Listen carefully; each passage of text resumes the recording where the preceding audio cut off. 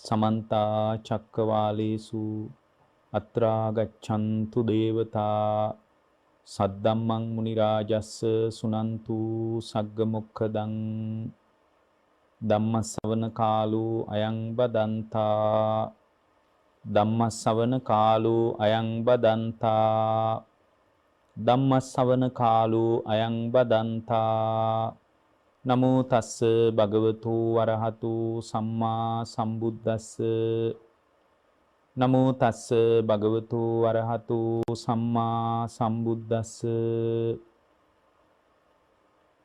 නමෝ තස්ස භගවතු වරහතු සම්මා සම්බුද්දස්ස. ඒ අපගේ ශාස්ත්‍රු සම්මා සම්බුදුරජාණන් වහන්සේට අප හැම දිනාගේම নমස්කාරය වේවා.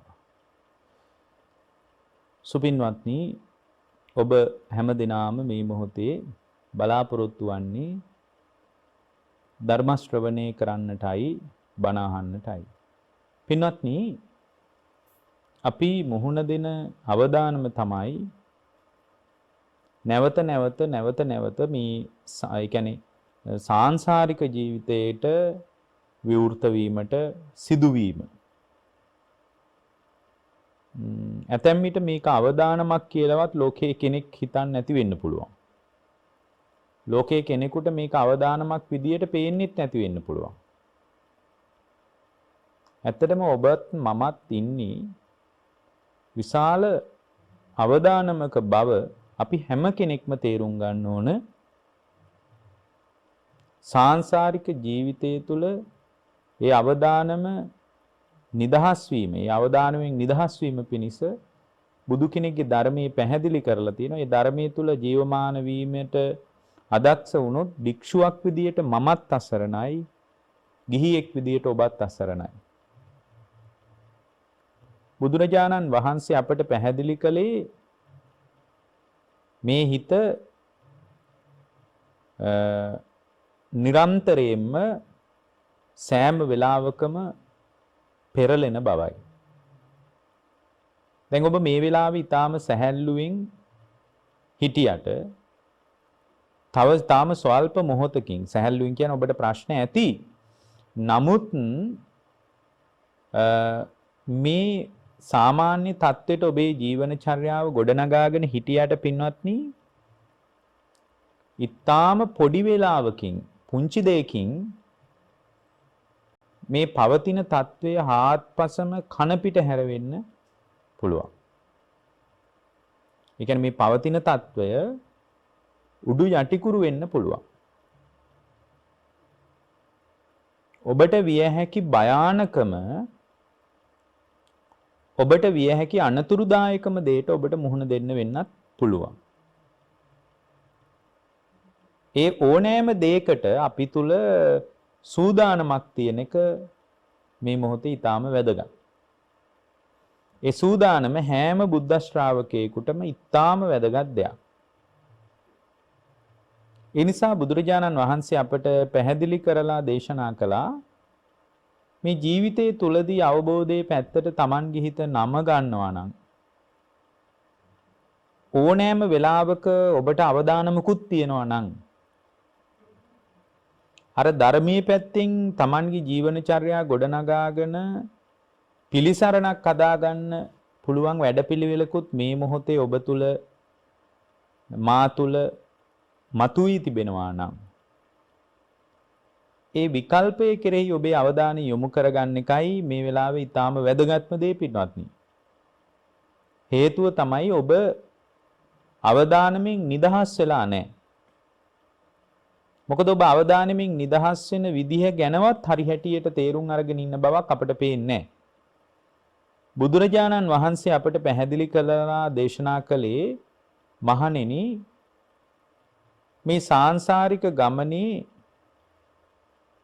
විටක තිරිසන් ලෝකයටත්, විටක പ്രേත ලෝකයටත්, විටක නිරයටත්, විටක මේ මනුස්ස ලෝකයටත්, විටක දිව්‍ය ලෝකවලටත් මේ විදියට නොඑක ආකාරයෙන් එක විදියට විවිධ තැන්වල අපේ ජීවිතේ රෝපණය වෙමින් ඉස්සරහට ගලාගෙන යන්නේ. ඒ ගලාගෙන යන ජීවිතේ මේ ලැබිච්ච මනුස්ස ජීවිතේ මහා ස්තරම් දෙයක් විදිහට අපි පිළිගැනීම කළොත් පින්වත්නි අපි බරපතල අනතුරකට වැටෙනවා. මොකද මේ බුදුරජාණන් වහන්සේගේ ධර්මයේ අපට මුණ ගැහිලා තියෙන වෙලාවක මේ ධර්මයේ තුලින් පිහිටක් හදාගන්න එක.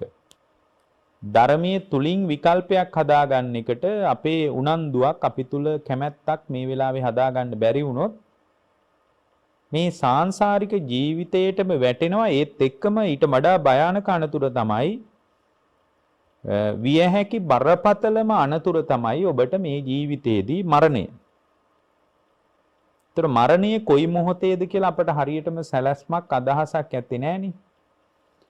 ඕනෑම මොහොතක ඔබට මරණයට මුහුණ දෙන්න වුණොත් මරණය කියන සදාතනික ධර්මතාවයට ඔබට විවෘත වෙන්න වුණොත් ඔබට පුළුවන් ද මේ ජීවිතේ ඕනෑම වෙලාවක අතහැරලා දාන්න.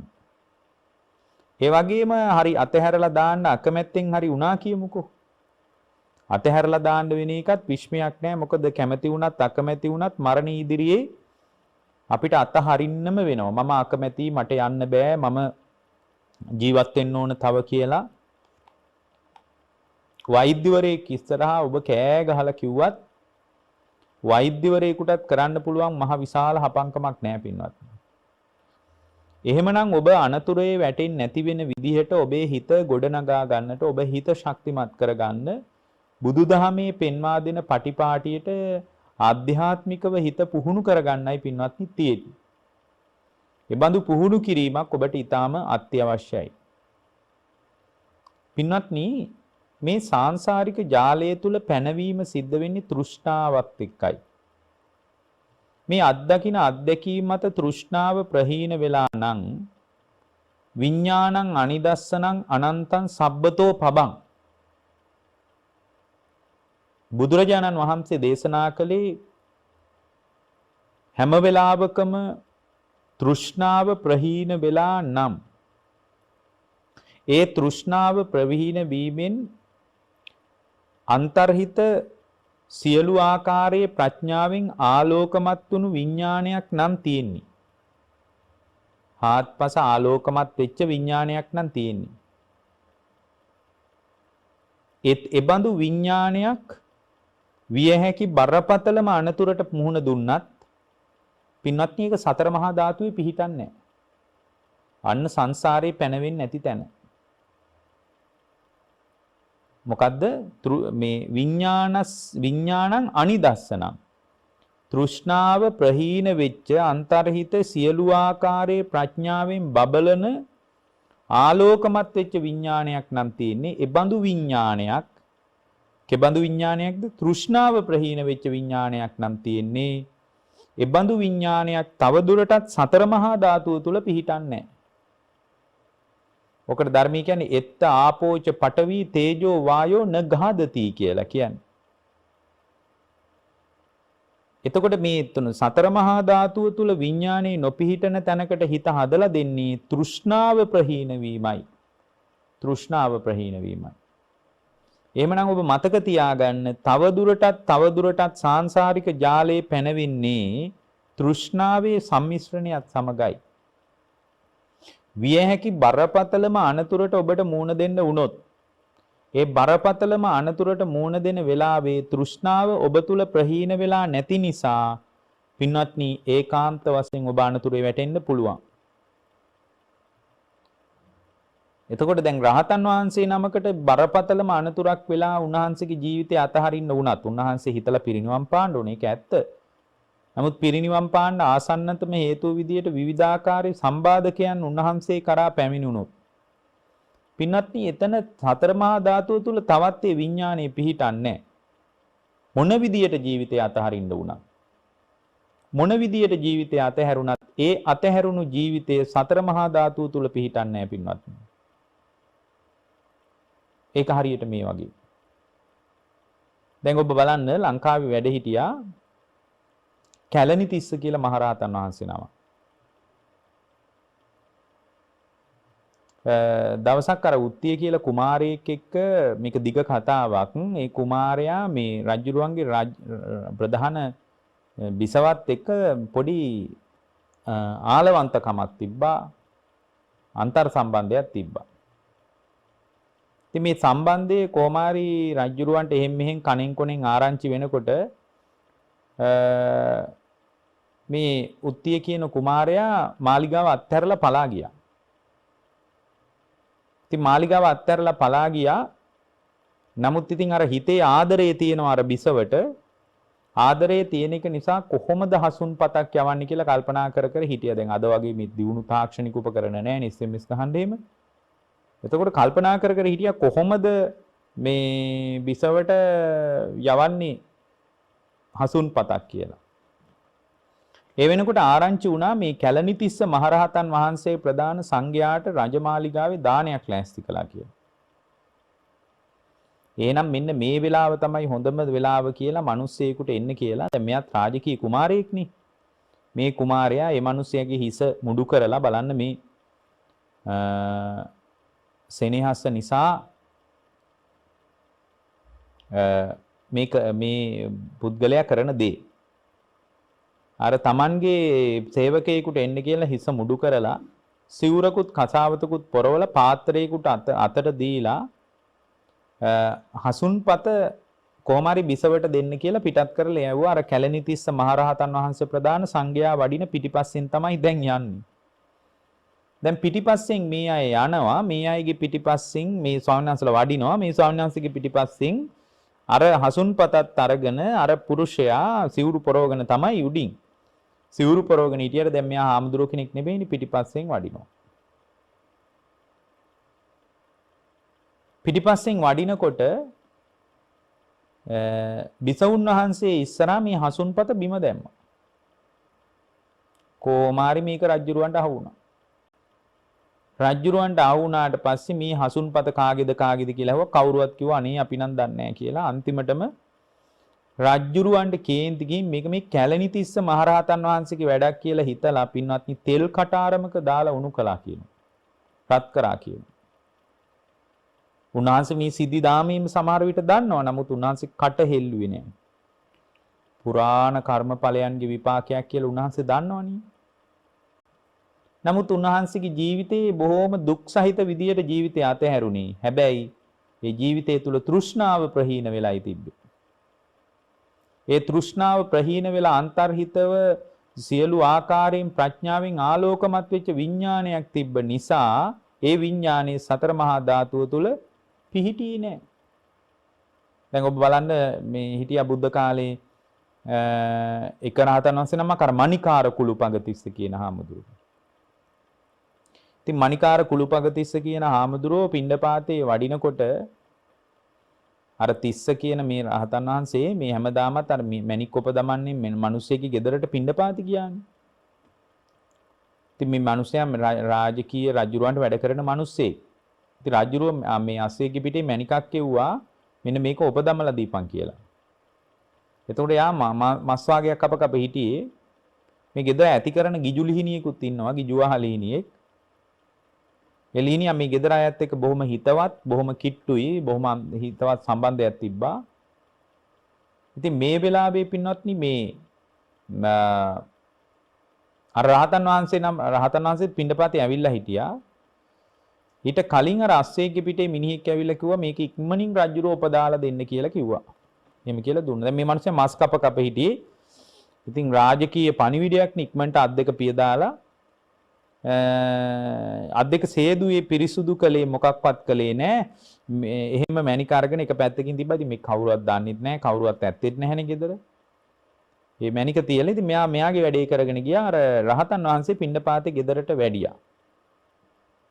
පිණ්ඩපාතේ වැඩම කරනකොට අර රහතන් වහන්සේ වැඩම කරලා ඉන්න වෙලාවේ අර ගිජුවහලීනියා අර මස් සුවඳටත් එක්ක අර මැණික ගිල්ලා.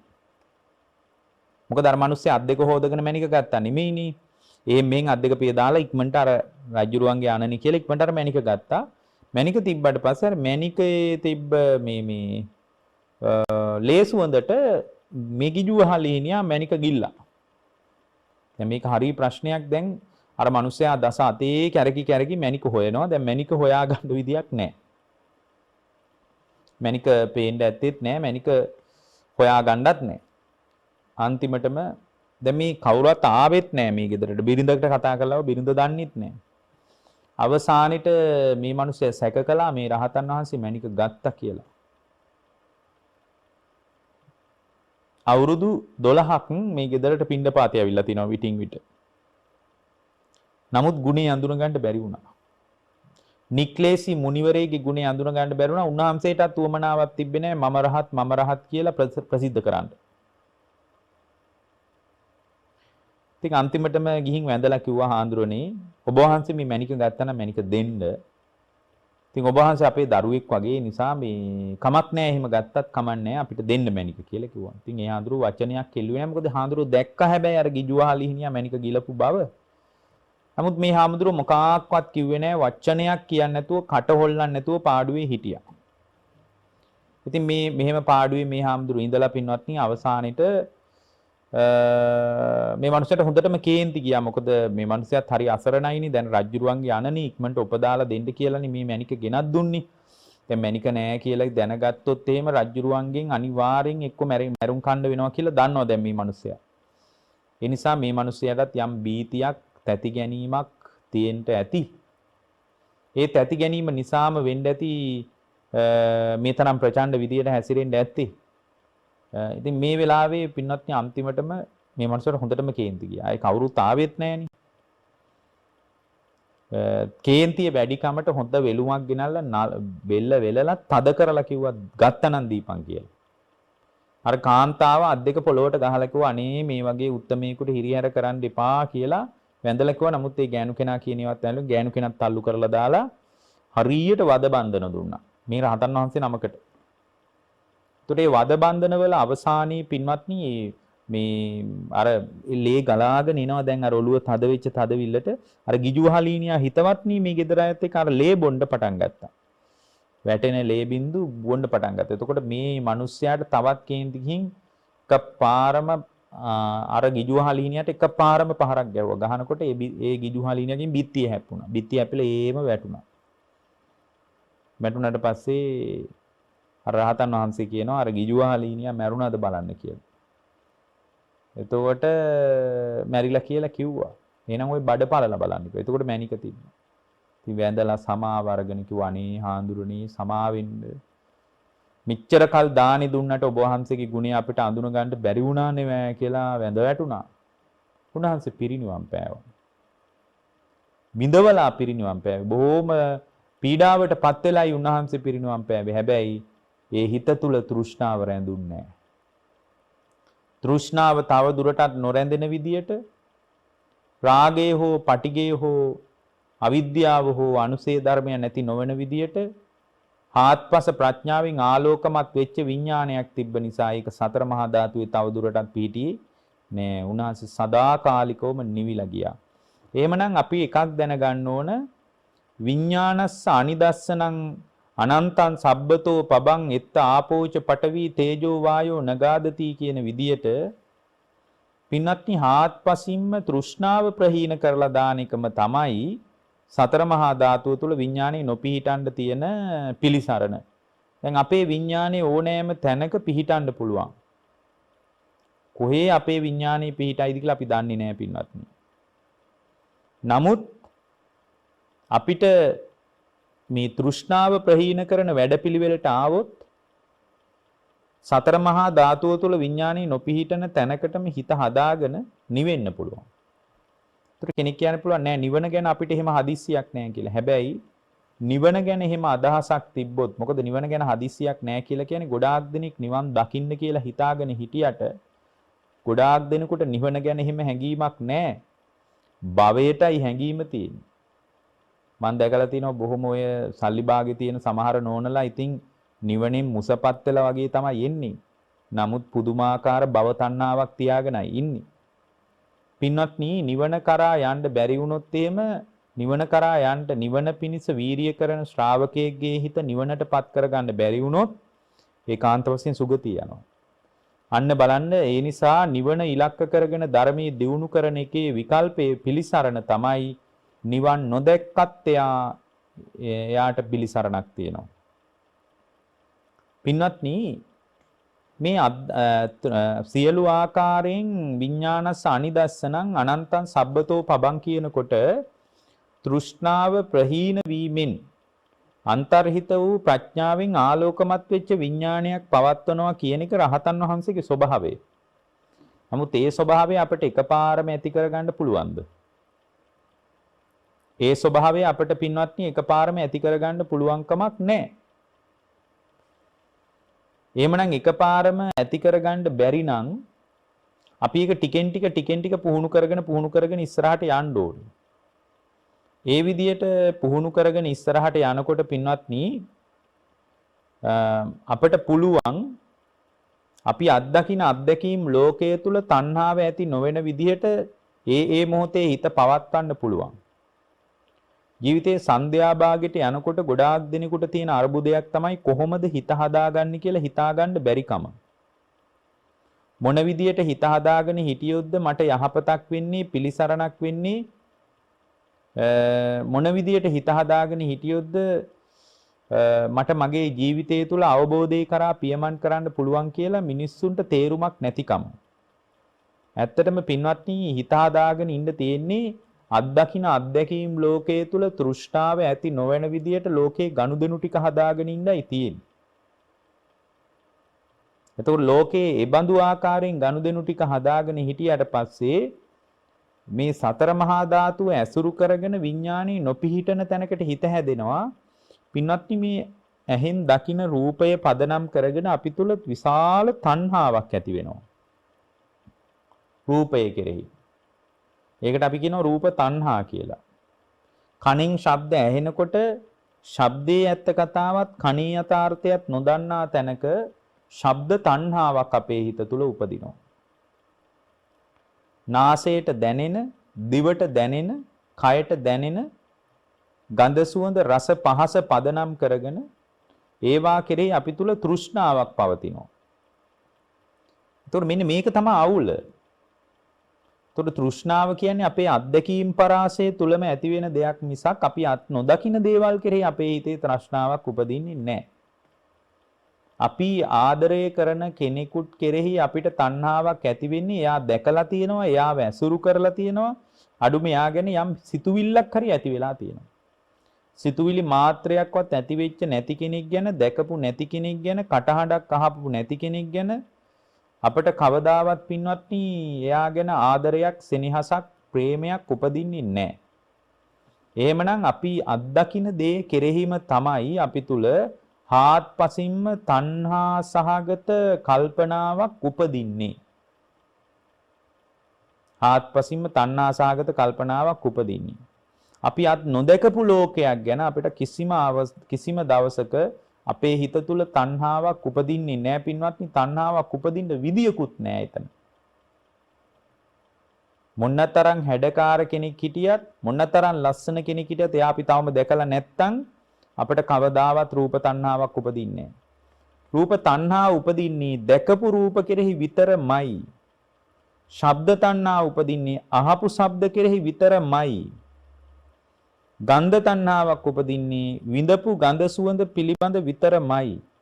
රස තණ්හා උපදින්නේ අපි විඳපු රසයන් පිළිබඳවමයි. පහස පිළිබඳ පොට්ටබ්බ තණ්හාවක් උපදින්නේ අපි විඳපු පහස පදනම් කරගෙනමයි. අපි නොවිඳපු පහසවල් ගැන අපිට තණ්හාවක් උපදින්නේ නැහැ. මොකද අපි ඒ බඳු පහසක් පිළිබඳ අපි සවිඥානික නැහැ පින්වත්. ඒ බඳු පහසක් පිළිබඳ අපි සවිඥානික නැහැ. අපිට තණ්හාව ධම්ම තණ්හාවක් උපදින්නේ අපේ හිතට ආපු අරමුණු නිසාම. හිතට කවදාවත් අරමුණු ඇවිල්ලා නැත්තම් ඒ අරමුණු ආපු නැති සිද්ධිදාමයක් පදනම් කරගෙන අපේ හිතේ කිසිදු ආකාරයකින් තණ්හාවක් උපදින්නේ නැහැ. රූප තණ්හා, ශබ්ද තණ්හා, ගන්ධ තණ්හා, රස තණ්හා, පොට්ටබ්බ තණ්හා, ධම්ම තණ්හා ආදී තණ්හාවන් උපදින්නේ අපි අත්දකින ලෝකයේ තුලදී විතරමයි. ඒ අත්දකින ලෝකයේ තුලදී තණ්හාවක් උපදිනකොට ඒ තණ්හාව ඇති වෙච්ච තැනක පින්වත්නි බුදුරජාණන් වහන්සේ අපට පැහැදිලි කරනවා මේ ස්කන්ධයන්ගේ මෝරා වැඩිමක් සිද්ධ වෙනවා. අන්නේ ස්කන්ධයන් උපාදානය වෙනවා ඊට පස්සේ. ඇහෙන් රූපේ දකින්නකොට දැකීම පදනම් කරගෙන ස්කන්ධයන් සමුදේ වෙනවා, ස්කන්ධයන් නිරුද්ධ වෙනවා. සමුදේවි නිරුද්ධ වෙවි යන ස්කන්ධයන් කෙරෙහි තමයි අපේ හිත තුල බරපතල තණ්හාවක් උපදින්නේ. ඒ කියන්නේ අපි අත්දකමු නැති දේවල් කෙරෙහි අපේ හිතේ කවදාවත් තණ්හාවක් උපදින්නේ මේ අත්දකින අත්දැකීම පදනම් කරගෙන ස්කන්ධයන් පහක සමුදේවි නිරුද්ධ වීමක් සිද්ධ වෙනවා. අන්න ඒ ටික අපිට උපාදානීය වෙනවා තෘෂ්ණාව ප්‍රහීන වෙලා නැත්තම්. ඇහෙන් දකින රූපේ පදනම් කරගෙන අපි තුල තෘෂ්ණාව ප්‍රහීන වෙලා නැත්තම් ඇහෙන් දකින රූපය කෙරෙහි එතන අපිට බරපතල තණ්හාවක් උපදිනවා. ඒ තණ්හාව උපදුනාට පස්සේ ඒ බාහිර ලෝකයේ රූප තණ්හා, ශබ්ද තණ්හා ආදී පදනම් කරගෙනම අපිට ස්කන්ධයන් උපාදානීය වෙනවා. තව දුරටත් නැවත නැවත උපාදානීය වෙනවා. උපාදානී වෙච්ච තැනක භවය කියලා ස්වභාවයක් පැනවෙනවා පින්වත්නි. භවයෙන් නිදහස් වීමක් අපට අත්දක ගන්න ලැබෙන්නේ නැහැ. භවය කියන ස්වභාවය අපිට පැනවෙනවා. එතකොට මේ විඥාණය හාත්පසින්ම ප්‍රඥාවෙන් ආලෝකමත් වෙලා නැහැ, අවිද්‍යාවෙන් වැහිලායි තියෙන්නේ. අවිද්‍යාවෙන් වැහුනොත් එහෙම සතර මහා ධාතුව තුල ඒ විඥාණය පිහිටනවා. කොහේ විඥාණය පිහිටයිද දන්නේ මේ විදියටම ඔද්දට කණ්ඩ බොණ්ඩ තියෙන මේ වගේ මනුස්ස ලෝකයකම උපදිනවා නම් කිසි ප්‍රශ්නයක් නැහැ. නමුත් පින්වත්නි මේ විඥාණය පිහිටන්නේ රූප වේදනා සංඥා සංකාර කියන දේවල් උපාදානයේ වෙච්ච තැනකයි.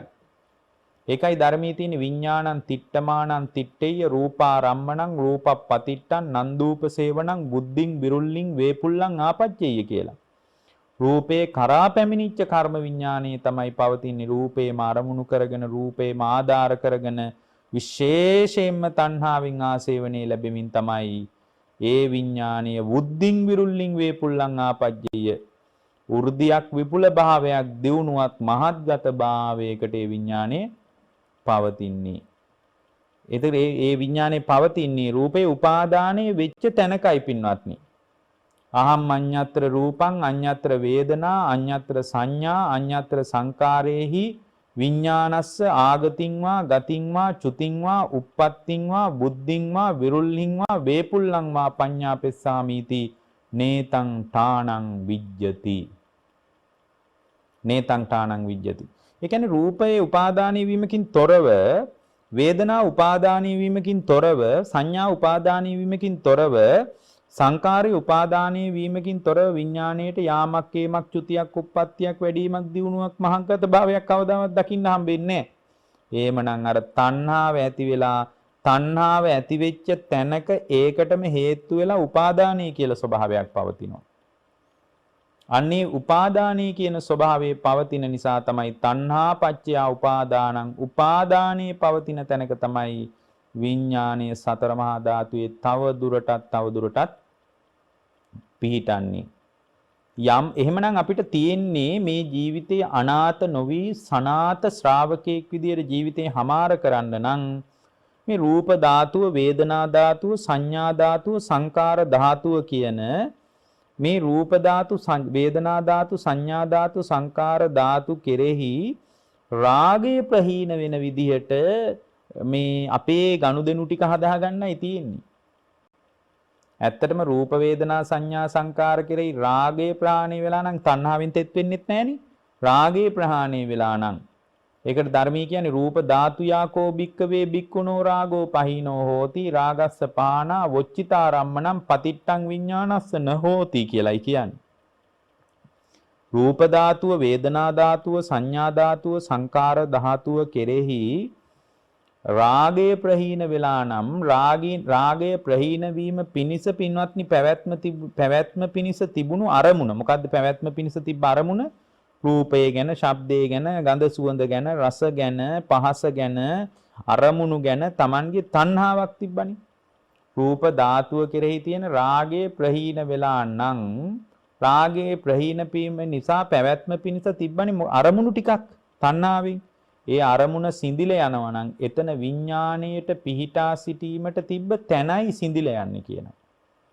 එහෙමනම් පින්වත්නි මේ ලෝකයේ අර්බුදේ ලිහා ගන්න තියෙන තැන මොනතරම් පැහැදිලිව මොනතරම් ලස්සනට මොනතරම් විස්තර වශයෙන් බුදුරජාණන් වහන්සේ නමක් අපට පැහැදිලි කරලා තියෙනවද පින්වත්නි.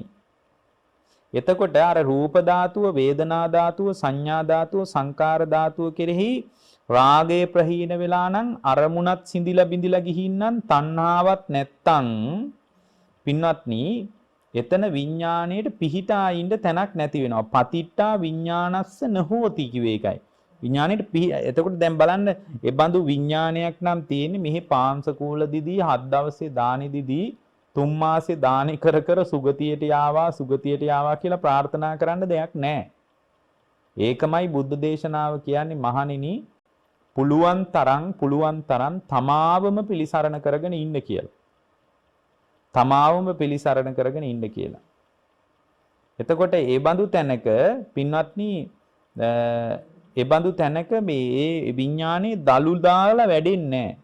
අවිරුල්හං අபிසංකච්ඡං විමුක්තං කියලා ඔකට කියන්නේ. එතකොට විශේෂයෙන්ම විඥානයේ සකස් වීමක් දකින්න ලැබෙන්නේ නැහැ. නිදහස් වීමක් දකින්න ලැබෙන්නේ. තිතස්ස සන්තුසිතං කියලා ඔකට කියන්නේ.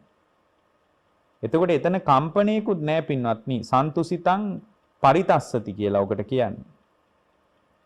දැන් මේ විදියට දැක්කට පස්සේ අපි හොඳට තේරුම් ගන්න ඕන දෙයක්, ඒ කියන්නේ මේ විදියට දැක්කහම ඒ පුද්ගලයා තුල තව දුරටත් භවය කියලා ස්වභාවයක් පැනවෙන්නේ නැහැ. මොකද උපාදානී කියන නිසායි භවයේ පැනවෙන්නේ. දැන් මෙතන උපාදානයක් නැහැ. රූප ධාතු, වේදනා ධාතු, සංඥා ධාතු, සංකාර ධාතු කෙරෙහි රාගේ ප්‍රහීන වෙලා මෙතන. ඒතකොට රාගේ ප්‍රහීන වෙලා තියෙන නිසා විඥාණයට පැලවෙන්න විදිහක් නැහැ, පිහිටන්න විදිහක් නැහැ. රාගේ තිබ්බොත් විඥාණය පිහිටන්නේ. ඒ වගේම මෙතන පින්වත්නි සම්පූර්ණයෙන්ම බුදුරජාණන් වහන්සේ මතක් කරන විදිහට බුදුරජාණන් වහන්සේ මතක් කරන විදිහට රාගස්ස පහනා වොච්චිතා රම්මනම් පතිට්ඨා විඥානස්ස නහෝති. රාගය ප්‍රහීන වෙනවා නම් රාගයේ ප්‍රහීන වීම නිසා පැවැත්ම පිණිස තිබුණු අරමුණත් සිඳිලා ගිහින්නම්. පැවැත්ම පිණිස තිබ්බ අරමුණත් සිඳිලා ගිහින්නම් ඒ අරමුණු සිඳිච්ච තැනක විඥානයේ පිහිටා ඉන්න විදියක් නෑ පින්වත්නි. පතිට්ඨා විඥානස්ස නහෝති. දැන් බලන්න කොච්චර පැහැදිලිද? එහෙමනම් මේ තෘෂ්ණාව ප්‍රහීන කරන විදිහට Tamanගේ ආයතනයන් සහ අධ්‍යාත්මික බාහිර ලෝකය පරිහරණය කරන්නයි තියෙන්නේ. ඒ විදිහට ලෝකේ පරිහරණය කරගෙන ඉන්නකොට ඒ පරිහරණය කරන තැනක තණ්හාව උපදින්න විදිහක් නෑ පින්වත්නි. ඇත්තටම මේ ලෝකේ ආස්වාදයේ මත මුසපත් වෙච්ච ජීවිතයේ සංසාරෙටම තමයි බර. දැන් ඔබෙන් අහලා බලන්න ඔබ ආස්වාදයෙන් කොයිතරම් මුසපත් වෙලාද ඉන්නේ කියලා. ලෝකයෙන් හැම වෙලාවකම ඔබ ආස්වාදයේම නෙමෙයිද හොයන්නේ. සංයෝජන ඔකද ධර්මයේ තියෙන සංයෝජනීයේසු භික්කවේ ධම්මේසු අස්සද්දානුපස්සිනෝ විහෙරතු නාම රූපස්ස අවක්කන්ති හෝති කියලා.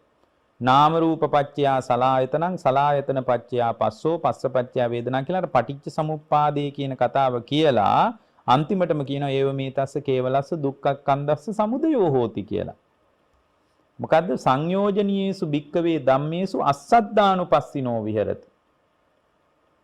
යම් වෙලාවක සංයෝජනයන්ට අරමුණු වන ධර්මයන් හැම වෙලාවකම රස විඳිමින් ආස්වාදයේ කරමින්ම වාසය කරනවා නම් මොනවද සංයෝජනයන්ට අරමුණු වන ධර්මයන් රස විඳිනවා. ඒ කියන්නේ සංයෝජන ඇති වෙන්න අරමුණු තමයි ඇහැට පේන රූපය, කනට ඇහෙන ශබ්දය, නාසයට දැනෙන ගඳ සුවඳ, දිවට දැනෙන රසය, කයට දැනෙන පහස. මේ සංයෝජනයන්ට අරමුණු වන ධර්ම විදියට මේවා තමයි පැහැදිලි වෙන්නේ. මේවා අස්සද්දානුපස්සිනෝ රසම විඳිනවා, ආස්වාදේම හොයනවා. ඒ කියන්නේ ඇසහරහා ආස්වාදේම ලෝකයට ගිහින් හොයනවා. කනහරහා ආස්වාදේම හොයනවා. නාසය හරහා, දිව හරහා, කය හරහා, මනස හරහා ලෝකයට නැවත නැවත පිවිසිලා ආස්වාදේම හොයනවා. ආස්වාදයට වඩා දෙයක් මේ මිනිස්සයා හොයන්නේ නැහැ. ආස්වාදේම හොය ඉන්නවා නම් බුදුරජාණන් වහන්සේ මතක් කරනවා එතන නාම රූපස්ස අවක්කන්ති හෝති. නාම රූපයන්ගේ බැස ගැනීමක් වෙනවා. එහෙනම් නැවත නැවත විඥානයේ විඥාන ප්‍රත්‍යයෙන් නාම රූප ඇතිවීම දක්වාම නැවත නැවත ප්‍රතිසන්දිය ලබන්නේ චුතියත් සමග කුමක් නිසාද? ආස්වාදයේ අනුව බලමින් වාසය කරන නිසා. බලන්න කොච්චර ඉලක්කගතද මේ බඳු දේශනාව. එහෙමනම් අපිට සංසාරේ පැනවෙන්නේ මොකක් නිසාද? අපි තුල පවතින මුසපත් වෙච්ච ආස්වාදේ නිසා. හැම වෙලාවකම ආස්වාදයෙන්ම මුසපත් වෙලා ලෝකයට ගිහින් අපි ලෝකයේ දේවල් හොයනවා. මේ ආස්වාදයේ මතම දායාද වුණු ජීවිතයක් නම් ඔබටයි මටයි අපි දෙදෙනාටම තියෙන්නේ. ආස්වාදයෙන් පීඩිත වෙච්ච ජීවිතයක් නම් පින්වත්නි අපට තියෙන්නේ. ඒ බඳු ආස්වාදයෙන් පීඩිත වෙච්ච ජීවිතයක් තුළ අපට සංසාරයේ කියන එක පැනවෙන එක කවදාවත් නතර කරන්න බෑ. ආස්වාදයේ හොයන්නේ තෘෂ්ණාව ප්‍රහීන වෙලා නැති නිසා. ආස්වාදයේ හොයනකොට ඒ ආස්වාදයේ ගෙනත් දෙන රූප කෙරෙහි, ශබ්ද කෙරෙහි, ගඳ සුවඳ කෙරෙහි, රස කෙරෙහි, පහස කෙරෙහි, අරමුණු කෙරෙහි අපි තුල තෘෂ්ණාව හැම වෙලාවකම වැඩෙනවා. ඊට පස්සේ තෘෂ්ණාව වැඩුණාට පස්සේ ඒවා Tamanගේ වසඟේ පවත්ව ගන්න අපි උත්සාහ කරනවා. ඒ වසඟේ පවත්ව ගන්න උත්සාහ කරන හැම මොහොතකම සංසාරයට ඉන්ධන හදා ගන්නවා. සංසාරික බර ගෙනියන්න පුළුවන් ශක්තිය හදා ගන්නවා. සංසාරික බර සැහැල්ලු වෙන තැනක් නෙමෙයි ආස්වාදය කියලා කියන්නේ. එතකොට එහෙමනම් මේ සංසාරයේ පැනවෙන විදිය හරි ලස්සනට බුදුරජාන් වහන්සේ පැහැදිලි කරලා ඊළඟට සංසාරයේ පැනවෙන්නේ නැති විදිහත් පැහැදිලි කරනවා. ඔන්න නිවන සම්බන්ධ කතාවත් බුදුරජාණන් වහන්සේ බොහෝම ලස්සනට පැහැදිලි කරලා තියෙනවා. එහෙමනම් අපි පුරුදු වෙච්ච ක්‍රමය බුදුරජාණන් වහන්සේගේ ශ්‍රාවකයන් විදිහටත් අපි එතනින් ඉස්සරහට ඒ විදිහටම නම් අපේ චින්තන රටාව තියෙන්නේ. සැබෑ බුද්ධ ශ්‍රාවකයේ අභිමානය අපට නැති බව අපි හැම කෙනෙක්ම තේරුම් ගන්න අවශ්‍යයි පින්වත්නි. හැම කෙනෙක්ම තේරුම් ගන්න ඕන. පින්වත්නි බුදුරජාණන් වහන්සේ මෙතනදී බොහොම වැදගත් දෙයක් අපට තේරුම් කරනවා. ඊටාම ලස්සන දෙයක් පැහැදිලි කරනවා. ඊට පස්සේ මේ සංසාරේ පැනවෙන්නේ නැති විදිහ ගැනත් උන්වහන්සේ අදහසක් අපට මතු කරලා පෙන්නලා දෙනවා. කොහොමද සංසාරේ පැනවෙන්නේ නැත්තේ? සංයෝජනීයේසු භික්කවේ ධම්මේසු අස්සද්ධානුපස්සිනෝ විහෙරති. සංයෝජනයන්ට අරමුණු වන ධර්මයන් රස විඳීම අනුව බලමින් වාසය කරනකොට නාම රූපයන් බැස ගන්නවා, සලආයතන වෙනවා, ස්පර්ශ වෙනවා, විඳිනවා. අන්තිමටම ඒව මේ තස්ස කේවලස්ස දුක්ඛක්ඛන්දස්ස සමුදය හොති. දුක්ඛ ස්කන්ධේම සමුදය වෙනවා ඊට පස්සේ. දැන් මේ දුක්ඛ ස්කන්ධේ සමුදය වෙනවා කියන්නේම සංසාරේ පැනවෙනවා කියන එක. දැන් සංසාරේ පණව ගන්නේ නැති තැනක නිර්වාණය කියන ස්වභාවයේ පණව ගන්න කැමති කෙනෙක් නම්, ඒ කියන්නේ සංසාරයෙන් ඉක්මවලා ගිහින් තවදුරටත් සාංශාරික දුක හැදෙන්නේ නැති තැනකට හිත හදාගන්න කැමති ශ්‍රාවකෙක් මෙන්න මේ විදිහටයි කල්පනා කරන්න ඕන. කොහොමද? සංයෝජනීයේසු භික්කවේ ධම්මේසු. ඔන්න බලන්න මේ නිවන සම්බන්ධ කතාව එක වාක්‍යයක් අස්තුලේ ප්‍රායෝගිකව පුහුණු කරන විදිය පිළිබඳව බුදුරජාණන් වහන්සේ මේ පැහැදිලිව කියලා තියෙද්දී මිනිස්සු මේ එක එක කතාන්දර ගොඩක් හොය තවමත් ලත වෙන්නේ මිනිස්සු ආස්වාදයේ අත්හරින්න කැමති නැතිකමයි තියෙන ප්‍රශ්නේ. ඒගොල්ලෝ හිතාගෙන ඉන්නවා කවුරු හරි හාමුදුරුවෝ කෙනෙක් මේ වැඩේ කරලා දෙයි. එහෙමත් නැත්නම් කවුරු හරි ගිහි කෙනෙක් මේක කරලා දෙයි, ත්‍රිපිටකයේ මේක කරලා දෙයි. නැහැ. ආස්වාදයේ අනුව ඔබ බලමින් වාසය කළොත් බුදුහාමුදුරුවන්ගේ ළඟ හිටියත් ඔබට සංසාරයේ පැනවෙනවා. මම බුදුහාමුදුරුවෝ ළඟනේ හිටියේ, ඒ නිසා මට සංසාරයේ පැන නොවේවා කියලා ප්‍රාර්ථනා කළා කියලා මේක වෙන්නේ නැහැ. ප්‍රාර්ථනාවකින් කරගන්න පුළුවන් ලොකු හපංකමකුත් නැහැ පින්වත්නි. දැන් බලන්න බුදුරජාණන් වහන්සේ මතක් කරනවා සංයෝජනීයේසු භික්කවේ ධම්මේසු ආදීනවානු පස්සිනෝ විහෙරතෝ නාම රූපස්ස අවක්කන්ති නහෝති නාම රූප නිරෝධා සලායතන නිරෝධෝ. මහණෙනි, බන්ධනයන් ඇති වෙන දේවල් කෙරෙහි, බන්ධනය ඇති අපේ හිත තුල තෘෂ්ණාව ඇති වෙන දේවල් කෙරෙහි හැම වෙලාවකම අපේ හිත තුල තෘෂ්ණාව ඇති වෙන දේවල්මයි මතුවෙන්නේ. තෘෂ්ණාව ඇති වෙන දේවල් කෙරෙහි සංයෝජනීයේසු භික්කවේ ධම්මේසු ආදීනවානුපස්සිනෝ විහෙරති. මේ බන්ධනයේ ඇති වෙච්ච දේ, බන්ධනයේ හැදුවේ චන්දරාගය. චන්දරාගයෙන් බැඳේ ඇසයි රූපයයි. ඇසයි රූපයයි එකට ගැට ගැහුවේ චන්දරාගය කියන ලණුවෙන්. ඒ නිසා නැවත නැවත රූපේටත් නිදහසක් නැහැ, ඇසටත් නිදහසක් නැහැ. ඇස ඒ රූපේම හොයන්න වෙනවා. මොකද ඇසයි රූපයයි දෙක එකට ගැට ගහලා වෙන් කරන්න බැරි වෙන මට්ටමට කවරකින්ද දැන් ගැට ගහලා තියෙන්නේ? ගැට ගහලා තියෙන්නේ චන්ද රාගයෙන් පින්වත්නි. වෙන මොකකින්වත් නෙමෙයි ගැට ගහලා තියෙන්නේ. ගැට ගහලා තියෙන්නේ චන්ද රාගය තුලින්. චන්ද රාගය තුලින්. බුදුරජාණන් වහන්සේ අපට මතක් කරනවා සංයෝජනීයේසු භික්කවේ ධම්මේසු ආදීනවානුපස්සිනෝ විහෙරති. ආදීනවානුපස්සිනෝ විහෙරතෝ නාම රූපස්ස අවක්칸ති නහෝති. අවක්칸ති නහෝති. ඒ කියන්නේ පින්වත්නි, පින්වත් මහණෙනි, බන්ධනයන් නැති වෙන දේවල් ගැන ආදීනවානුව බල බල ඉන්නවනම් මේවා අනිත්‍යයි දුකයි විපරිණාමයටමයි අයිති කියලා. අනිච්චං දුක්ඛං විපරිණාම ධම්මං කියන ස්වභාවය ඇසද රූපයේද කනද ශබ්දයේද නාසයේද ගඳ සුවඳද දිවද රසයේද කයද පහසද මෙන්න මේ දේවල් නිරන්තරයෙන්ම ආදීනව සහිතයි. ආදීනව සහිතයි. මොකක්ද ආදීනවේ? අනිච්චං දුක්ඛං විපරිණාම ධම්මං. මේ ඔක්කොම අනිත්‍ය වෙලා යන දේවල්. මේ ඔක්කොම අනිත්‍ය වෙලා යන දෙයක් මම බැඳුනොත් බන්ධනයක් ඇති කරගත්තොත් ඒ බන්ධනය මෙතන කියන්නේ සංයෝජනීයසු භික්කවේ ධම්මේසු ආදීනවානුපස්සිනොස්ස. බන්ධනයේ ඇති වෙන දේවල් ගැන ආදීනව බැලුවොත් මේ ඇසයි රූපයයි ගැන මම මගේ ආත්මය කියලා අල්ලගත්තොත් බාහිර රූපයත් ඇල්ලුවොත් මේවා ආදීනව සහිතයි. එහෙම අල්ලගන්න බෑ. ඇයි? අනිච්චං දුක්ඛං විපරිණාම ධම්ම. මෙන්න මේ තුනයි ආදීනව විදියට දකින්නේ. ආදීනව අනුව බල හිටියොත් එහෙම ඒ බල ඉන්න තැනක පින්වත්නි ආදීනවානුපස්සිනෝ විහෙරති නාම රූපස්ස අවක්ඛන්ති නහෝති. නාම රූපයන්ට ඒ හිත බැස ගැනීම සිද්ධ වෙන්නේ නැහැ. ඒ නාම රූපයන්ට බැස ගැනීම සිද්ධ වෙන්නේ නැති නිසා නාම රූප නිරෝධා සලායතන නිරෝධෝ. නාම රූප නිරුද්ධ වීමෙන් සලායතනයි නිරුද්ධ වෙන්නේ. සලායතන නිරුද්ධ වීමෙන් ස්පර්ශය නිරුද්ධ වෙනවා. ස්පර්ශය නිරුද්ධ වීමෙන් වේදනාව නිරුද්ධ වෙනවා. මේ පටිච්ච සමුප්පාදයේම ලිහෙන විදිය. වේදනාව නිරුද්ධ වීමෙන් තණ්හාව නිරුද්ධ වෙනවා. තණ්හාව නිරුද්ධ වීමෙන් උපාදානිය. මොකද මේ තණ්හාව උපාදානිය ප්‍රහීන වෙච්ච තැනක තමයි අන්තර්හිත වූ සියලු ආකාරයෙන් බබලන ප්‍රඥාවෙන් ආලෝකමත් වෙච්ච විඥානයක් පවතින. ඒකයි සතර මහා ධාතුවේ පිහිටන් නැත්තේ. දැන් තෘෂ්ණාව ප්‍රහීන වීමෙන් උපාදානයයි ප්‍රහීන වෙන්නේ. උපාදාන නිරෝධා භව නිරෝධෝ. උපාදාන නිරුද්ධ වීමෙන් තව දුරටත් එතනදී කර්ම සකස් වෙන්නේ නැහැ මේ සිත කය වචනය තුලින්. භවයේ නිරුද්ධ වීමෙන් ජාතියයි නිරුද්ධ වෙන්නේ. ජාතිය නිරුද්ධ වීමෙන් ජරා මරණයි නිරුද්ධ වෙන්නේ. අර මුලින් කියපු ඒව මේ තස්ස කේවලස්ස දුක්ඛක්ඛන්දස්ස සමුදයෝ හෝති. දුක්ඛස්කන්ධේ සමුදය වෙන්නේ නැහැ.